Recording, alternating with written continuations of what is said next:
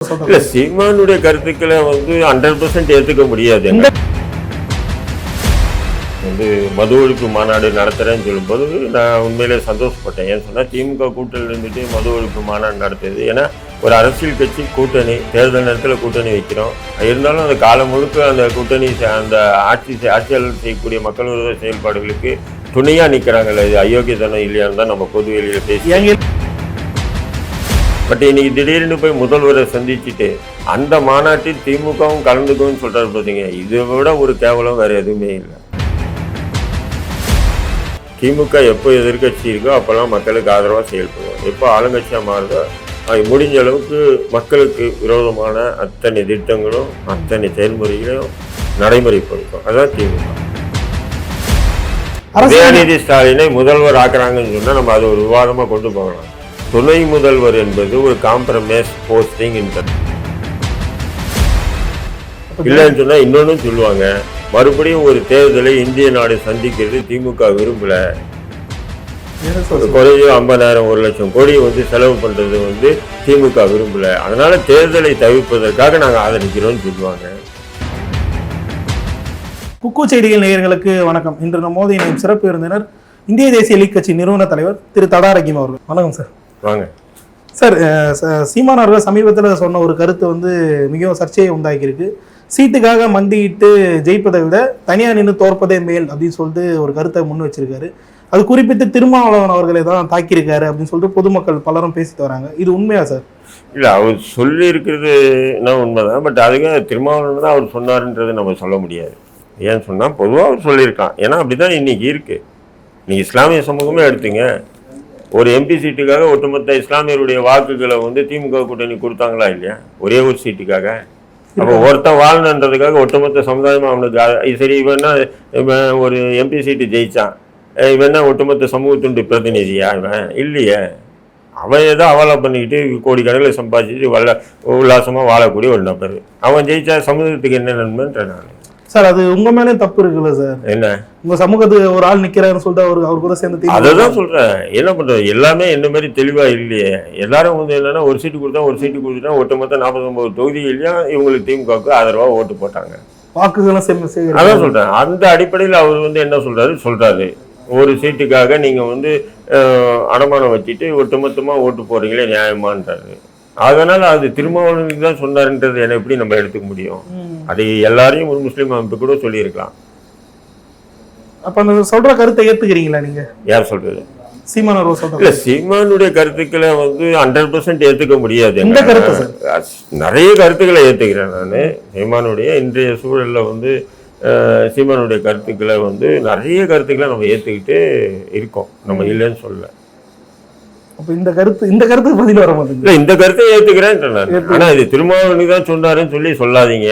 கூட்டணி கட்சி எல்லாருக்குமே சொல்ல, எல்லாருக்குமே சொல்றேன். ஆனா இன்னைக்கு அப்படித்தானே இருக்கு. அதாவது எந்த கூட்டணி நின்னா ஜெயிக்கலாம் அப்படின்ற கணக்கு தான் அரசியல் கட்சிகள் போடுறாங்க. இதே கூட்டணி தோட்டா அவங்க வெளியே வரவும் தயாரா இருப்பாங்கல்ல சார்? இப்ப திமுக கூட்டணி இவ்வளவு ஸ்ட்ராங்கா இருந்தாலும் அடுத்த எலெக்ஷன்ல அவங்க தோல்வியை தழுவும் பட்சத்துல அவங்க வெளியே வர தயாரா தானே இருந்துருவாங்க. கடந்த காலங்களில் அப்படி நடந்திருக்காங்க.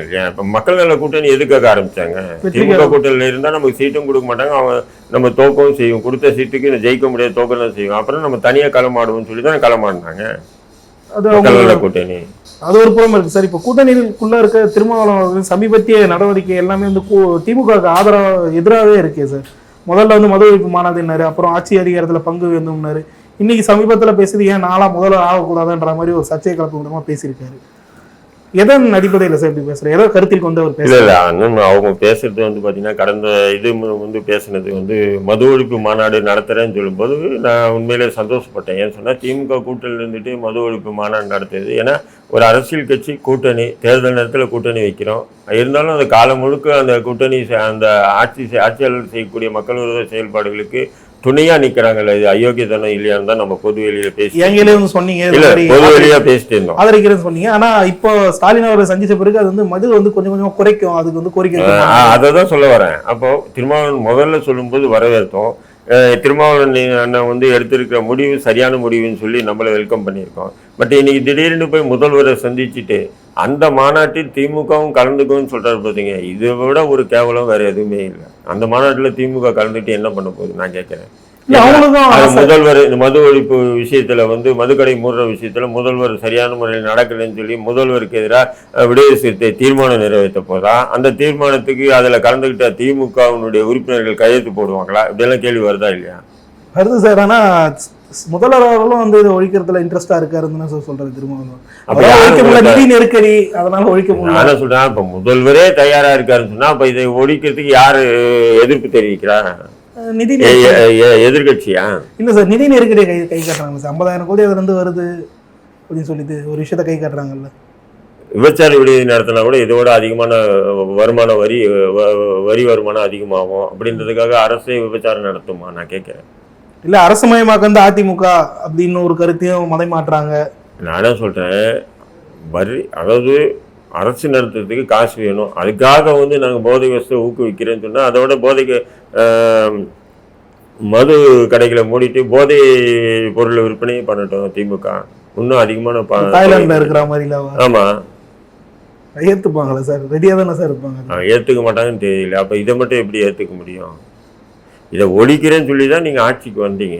அப்படிங்கும்போது ஏன் ஏத்துக்கிறாரு சார்? திருமாவளவன் இதை ஏத்துக்கிறாரு சார்? அவங்க சொன்ன அந்த விஷயம் அதுதான் தெரியாமையா சார் இருக்கும்? திருமாவளவன் வந்து ஃபர்ஸ்ட் அவர் எடுத்த முடிவு நல்லா இருந்தது. ஆனா முதல்வர் சந்திச்சு திமுக கலந்து இது மது ஒழிப்பு போராட்டம் மாரி தெரியல. திமுகவை வந்து அந்த சிக்கல்ல இருந்து முட்டு கொடுத்து தூக்கி விடுற போராட்டமா தெரியுது.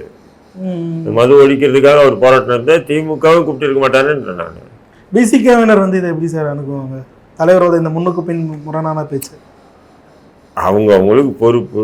அவங்கவுங்க அங்கங்கே லோக்கலில் என்னென்ன பண்ணணுமோ பண்ணிக்கிட்டு இது பண்ணுறாங்க. அப்படிங்கும்போது தலைவருடைய பேச்சுக்கள்லாம் பெருசாக எடுக்க மாட்டாங்க. நம்மளை போன்ற நடுநிலையால் தான் என்னடா அப்படி இருக்கு, இந்த மது ஒழிப்பு போராட்டத்தையே கேவலப்படுத்திட்டா மாரி தான் நான் பார்க்குறேன் நான். ஏன்னா அவர் முதல்வர் சந்திச்சுட்டு வந்து திமுக இதில் கலந்துக்குன்னு சொல்கிறது நிச்சயம் அண்ணன் திருமாவளவன் வந்து மது ஒழிப்பு மாநாட்டை நடத்தவே கூடாது.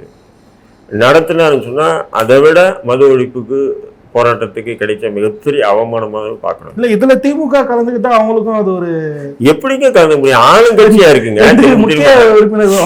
நானே சொல்றேன், ஆளுங்கட்சியா இருக்காங்கல்ல நீங்க. அப்போ நீங்க வந்து இது வரவேற்கக்கூடிய விஷயம், இதுக்கு திமுக கலந்துக்கும்னு சொல்லி முதல்வர் சொன்னாருன்னு சொன்னா அப்போ நீங்க முதல்வர் நாங்க மாநாடே நடத்தலைங்க, நீங்களே ரத்து பண்ணுங்கன்னு சொல்லி பண்ணிட வேண்டியதானே? எதிர்கட்சிகள் சுட்டி காட்டுறது என்னன்னா இவங்க ரெண்டு பேருமே நாடகம் பண்றாங்க, வேற எதையும் மறைக்கிறதுக்கோசம் இதை வந்து பயன்படுத்துறாங்க. உண்மைதான் தெரியுது. ஃபர்ஸ்ட் நாடகம் மாரி தெரியல, யதார்த்தமா தெரிஞ்சது. ஆனா முதல்வர் சந்திச்சு திமுக இதுல கலந்துக்குன்னு சொல்றது நாடகம் மாரி தான் தெரியுது. எனக்கே தெரியுது. எதிர்கட்சி விடுங்க, எனக்கே அப்படிதான் தெரியுது. ஏன்னா ரெண்டு விஷயம் உள்ள வருது. ஒண்ணு வந்து வெளிநாடு போயிட்டு வந்தவர் வந்து முதலீடு பெருசா ஈர்த்துட்டு வரல, அது ஒரு காரணமும். இன்னும் 10 நாட்கள்ல வந்து உதயநிதி அவர்கள் வந்து முதல்வர் ஆக போறாரு. அந்த ரெண்டு காரணத்தையும் மதைமாற்றம் செய்யறது தான் இந்த ஒரு விஷயம் அப்படின்ற மாதிரி ஒரு பேச்சு. துணை முதல்வர் என்பது அது ஒரு பெரிய இது இல்லைங்க, அது ரெகக்னைஸ் போஸ்டிங்கே இல்லைங்க, அது காம்ப்ரமைஸ் போஸ்டிங். அப்படியே சார் அவ்வளவு சர்ச்சை வருது உள்ள. நானே சொல்றேன் காம்ப்ரமைஸ் போஸ்டிங். இப்ப நீங்க நானும் சண்டை போட்டுக்கிட்டேன்னு சொன்னா இப்ப நீங்க இப்ப முதல்வர் நான் துணை முதல்வர், இல்ல நான் முதல்வர் நீங்க துணை முதல்வர், காம்ப்ரமைஸ் போஸ்டிங். அது ரெகக்னைஸ் போஸ்டிங் இல்ல. ஆளுநர் வந்து பதவி பிரமாணம் செய்து வைத்து துணை முதல்வர் நியமனம் பண்ண முதல்வர் முடிவு எடுக்கிறது காம்ப்ரமைசிங். ஒவ்வொரு இப்போ ஆந்திராவில் வந்து கடந்த முறை ஜெகன்மோகன் ரெட்டி இருக்கும்போது 5 துணை முதல்வர் இருந்தாங்க. இப்போ மகாராஷ்டிராவில் 2 துணை முதல்வர் இருக்காங்க. அது காம்ப்ரமைஸ் போஸ்டிங்னு சொல்லுவாங்க. அதுக்கு அந்த காம்ப்ரமைஸ் போஸ்டிங்கை கூட ஏன் சார் கூட்டணி கட்சிகளுக்கு தர மறுக்குது திமுக? கூட்டணி கட்சிகளுக்கு விடுங்க, தங்கள் கட்சியில் இருக்கக்கூடிய மூத்த உறுப்பினர்களுக்கு அவங்க கொடுக்க தயாரா இல்லை. இல்ல அதை பேசி பேசி ரொம்ப போர் அடிச்சிச்சு. நிறைய டைம் உங்க கையிலேயே கூட நான் கேட்டிருக்கேன் போனேன் இல்ல. அதனால நான் இந்த விஷயத்த கேட்கிறேன். ஏன்னா திருமாவளவன் அவர்கள் வந்து ஆட்சியிலும் பங்கு வந்து அதிகாரத்தையும் பங்கு வேணுன்றாரு. நீங்க சொல்ற மாதிரி துணை முதல்வர் காம்ப்ரமைஸ் போஸ்டிங்ன்றப்போ அதையாச்சும் அவங்களுக்கு தரலாம்ல. அது எப்படி கொடுப்பான்? ஏன் சார் கட்சி வாக்கு வேணும்ன்றப்போ மட்டும் அவர்களை அந்த அளவுக்கு காக்கா பிடிக்கிறாங்க? அதுக்கு அந்த தேர்தல் நேரத்தில் அவங்க வைக்கக்கூடிய ஒரு அரசியல் சாணக்கியத்தனம்னு சொல்லுவாங்க. சாணக்கியத்தனம்? ஆமா. அப்போ அவர்களோட நிலை என்னதான் சார்? வெறும் தேர்தல் மட்டும் நின்று அந்த சட்டமன்ற தொகுதியிலோ நாடாளுமன்ற தேர்தலில் வெற்றி பெற்றது கிளம்ப வேண்டியது தானே? அவ்வளோதான். இப்போ இன்னைக்கு பாருங்க, கம்யூனிஸ்ட் கட்சியெல்லாம் திமுக கூட்டணியில் இருக்காங்க. பரந்தூர் விமான நிலையத்துக்கு தொடர்ந்து 1 வருஷமா விவசாயிகள் போராட்டி இருக்காங்க. அந்த விவசாயிகளுக்கு ஆதரவாக ஒரு அறிக்கை விட தேவையில்லையே. கூட்டணின்றதுக்காக நான் சொல்றேன், கூட்டணி என்பதுக்காக கம்யூனிஸ்டுகள் இப்படி மண்டியிடக்கூடாது இல்லையா? ஏன்னா விவசாயிகளுக்காக மேல்மா சிப்காட் விஷயத்துல இன்னைக்கு மக்கள் விவசாயிகள் போராடிட்டு வராங்க. அதை கண்டிச்சு இந்த வழி அவங்க ஒரு அறிக்கை கூட வெளியிட்டது இல்லையா? அப்போ இவங்க எப்படி விவசாயிகளுக்கு ஆதரவான கட்சி இது கம்யூனிஸ்டுகள்னு சொல்ல முடியும்? டெல்லியில விவசாயிகள் போராடினா நாங்க போய் ஆதரிக்கணும்னு முண்டி பிடிச்சிட்டு திமுக உட்பட அத்தனை பேர் அங்க போய் ஆதரிக்குது. அதே தமிழ்நாட்டில் விவசாயிகள் போராடினாங்கன்னா அந்த விவசாயிகளுக்கு எதிரான நடவடிக்கை எடுக்கக்கூடிய ஒரு கட்சி கூட கூட்டணி இருந்துட்டு வாய்ப்பத்திட்டு இருக்குது. எந்த விதமான அரசியல்ன்றது இல்ல. ஸ்டாலின் அவர்களே டெல்லியில விவசாயிகள் போராட்டம் போது பிஜேபிக்கு எதிராக பேசியிருக்காரு. இங்கே அதே மாதிரி பரந்தூர் மாநிலத்துக்காக போராடும் போதும் சரி, மற்ற விஷயங்கள் போகும்போதும் விவசாயிகள் எதிராக தாக்குதல் நடத்தது திமுக அதே காவல்துறையா தான் இருக்குன்றப்போ எந்த நிலைப்பாட்டுல இவங்க டெல்லி விவசாயிகள் சொல்றேன், அங்க ஆதரவு இங்க எதிர்ப்பு, இது எந்த விதமான மனநிலை? பாஜக அங்க என்ன பண்ணுதோ அதை தமிழ்நாட்டுல டிஎம்கே பண்ணுது, அந்த மாதிரி வச்சுக்கலாமா சார்? பாஜகவும் திமுகவும் ஒரு நாணயத்தின் இரு பக்கமா தான் நான் பாக்குறேன். திமுக எப்போ எதிர்கட்சி இருக்கோ அப்பெல்லாம் மக்களுக்கு ஆதரவா செயல்படுவோம். எப்போ ஆளுங்கட்சியா மாறுதோ முடிஞ்ச அளவுக்கு மக்களுக்கு விரோதமான அத்தனை திட்டங்களும் அத்தனை செயல்முறைகளையும் நடைமுறைப்படுத்தும். அதான் திமுக. சார், இதை தொடர்ந்து இன்னொரு பெரிய சர்ச்சை என்னன்னா, இது மாதிரி நிதிஷ்குமார் அவர்களும் சந்திரபாபு நாயுடும் பாஜக கூட்டணி விட்டு வெளியேறும் பட்சத்தில் திமுக தனது 22 எம்பிகளோட பாஜகவில் சேர வாய்ப்பு இருக்கு அப்படின்ற மாதிரி சீமான் அவரும் சொல்லியிருக்காரு. பல்வேறு அரசியல் விமர்சகர் அவர்களும் ஒரு கொஸ்டினை வச்சிருக்காங்க. இது நடக்க வாய்ப்பு இருக்கா சார்? ஏன்னா இவங்களும் எங்க மத்திய அமைச்சர்கள் பதவி வேணும்னு சொல்லிட்டு ஒரு முனைப்போது செயல்படுறாங்க. இல்லை, கடந்த காலங்களில் அப்படி நடந்திருக்கு இல்லையா? அதுக்கு ஒரு விவேகானம்னு சொல்லுவாங்க. நாங்கள் குறைஞ்சபட்ச செயல் திட்டத்தை வச்சு நாங்கள் பாஜகவுக்கு ஆதரிக்கிறேன்னுவாங்க. நாங்கள் பாஜகவுக்கு ஆதரிச்சோன்னு சொன்னால் பாஜகனுடைய அந்த கடும்போக்குத்தனத்தை நாங்கள் குறைப்போம்னு சொல்லுவாங்க. நாங்கள் ஆதரிச்சோன்னு சொன்னால் அவங்க புதிய சட்டங்களை கொண்டு வராமல் நாங்கள் தடுப்போம்னு சொல்லுவாங்க. இப்படி என்ன சொல்லுவாங்க. இல்லைன்னு சொன்னால் இன்னொன்னும் சொல்லுவாங்க, மறுபடியும் ஒரு தேர்தலை இந்திய நாடு சந்திக்கிறது திமுக விரும்பல. குறைஞ்ச 50,000 1 லட்சம் கோடி செலவு பண்றது திமுக விரும்பல. அதனால தேர்தலை தவிர்ப்பதற்காக நாங்கள் ஆதரிக்கிறோம்னு சொல்லுவாங்க. எப்படி வேணா வாய் தானேங்க அவங்களுக்கு, எப்படி வேணா பேசுவாங்க. அப்ப இந்திய கூட்டணியிலேருந்து என்டிஏக்கு போக வாய்ப்பு இருக்குன்றீங்களா? மேபி ஒரு கால் சந்திரபாபுவும் நிதிஷ்குமாரும் அங்கே விட்டு விலக மாட்டாங்க, அது வேற விஷயம். விலகினாங்கன்னா திமுக மட்டும் இல்லை, நிறைய கட்சிகள் இருக்கு, அதுக்கு திமுகவும் அதுக்கு ஃபர்ஸ்ட் ப்ரிஃபரன்ஸ் கொடுப்பாங்க. ஏன் இந்த விலக மாட்டாங்கன்னா அந்த சர்ச்சை இந்த ஒரே நாடு ஒரே தேர்தல்ன்றதுக்கு அறிக்கை சமர்ப்பித்திருக்காங்க.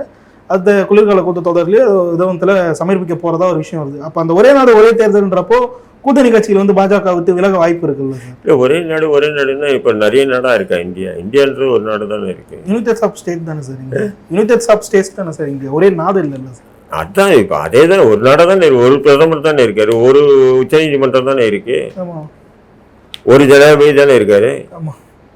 இல்ல நான் கேட்கிறேன், உங்களுக்கு எனக்கு தெரியல. உங்க ஒரே நாடுன்றீங்க, ஒரே நாடா? ஆனா இந்தியா ஒரே நாடு இல்ல சார். எப்படி ஒரே நாடு இல்லைன்னா எப்படி வேற? யுனைடெட் ஆஃப் ஸ்டேட் தானே சார் இந்தியா? நான் என்ன சொல்றேன், யுனைடெட் ஸ்டேட் ஆஃப் இந்தியாவா இருக்கட்டும், இல்லாம போகட்டும், பல மலர்கள் ஒரு மாலையாக போல இந்தியா இருக்கு. ஆனா இந்தியா ஒண்ணுதான், ஒரே உச்ச நீதிமன்றம் தான் இருக்கு, ஒரே ஜனாதிபதி தான், ஒரே பிரதமர் தான், ஒரே ராணுவம் தான், ஒரே இதுதான். அது எந்த மாற்று கருதி இல்லை. மாநில அந்தஸ்து இருக்கு, எல்லா மாநிலங்களுக்கும் இருக்கு. புரியுதுங்களா? அப்படி இருக்கும்போது ஒரே நாடு கொண்டு வர, ஒரே நாடுன்னா இப்போ ஏதோ பல நாடுகளாக இருக்கிற மாதிரி இப்போ பாஜக தான் ஒரு நாடு ஆக்குற மாதிரி பேசிச்சு இருக்குல்ல, அது எவ்வளோ இது இல்லை. இந்த தேர்தல் ஃபர்ஸ்ட் எம்பி எம்எல்ஏ தாண்டி ஊராட்சி மன்றம் வரைக்குமே இந்த தேர்தல் ஒரே நேரத்தில் வைக்கலாம் அப்படின்ற மாதிரி ஒரு விஷயம். முதல்ல பொது தேர்தலில் 10 கட்டமாக நடத்துனீங்க, 4 மாதம் நடத்தின.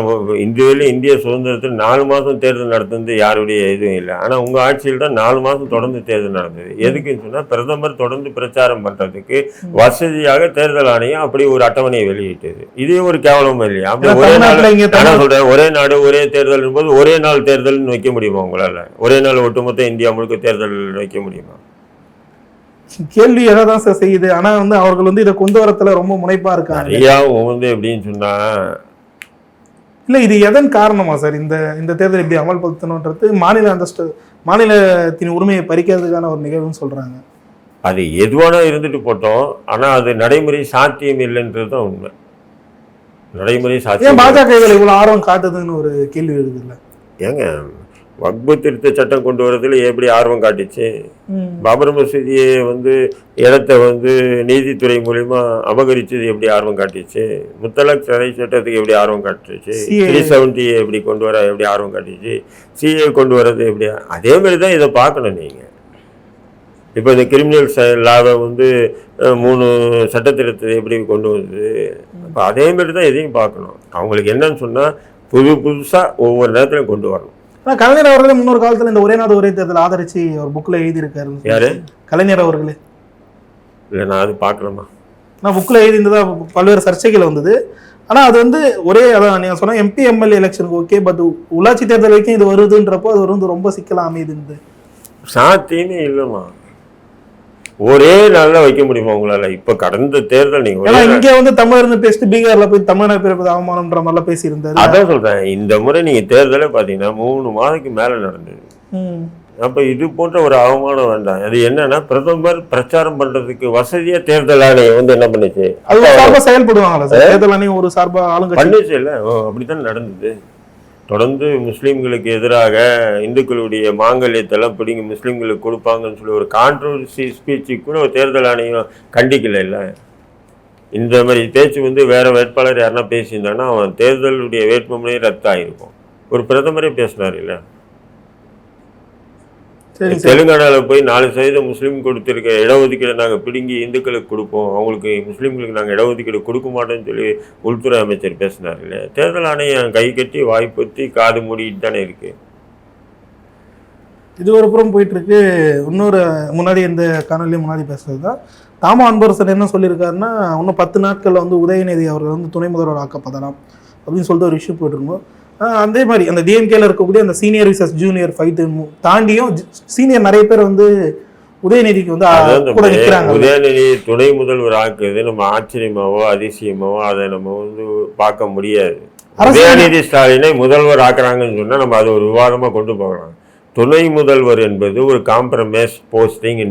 நெக்ஸ்ட் அது முதல்வருக்கான அடிப்போடும் வேலை தானே சார்? அதான் சொல்றேன். இப்போ ஸ்டாலின் முதல்வர் இருக்காரு, அவரை தூக்கிட்டு நாங்கள் உதயநிதி முதல்வர் ஆக்குறேன்னு சொன்னா அது என்ன ஆகும், நம்ம விவாதமா கொண்டு போகலாம். எப்படி ஆகிறாரு, அது எப்படி ஸ்டாலின் இருக்கும்போது எப்படி துணை முதல்வர் ஆகிறாரு, முதல்வர் ஆகிறாருன்ட்டு. துணை முதல்வர் என்பது அது நம்ம பெரிய ஆச்சரியப்பட வேண்டிய விஷயம் இல்லைன்ற. சரிங்க சார், பல்வேறு கேள்விகளுக்கு மிகவும் தெளிவாக அமைச்சிங்க. உங்கள் நேரத்துக்கு மிக்க நன்றி. நன்றி.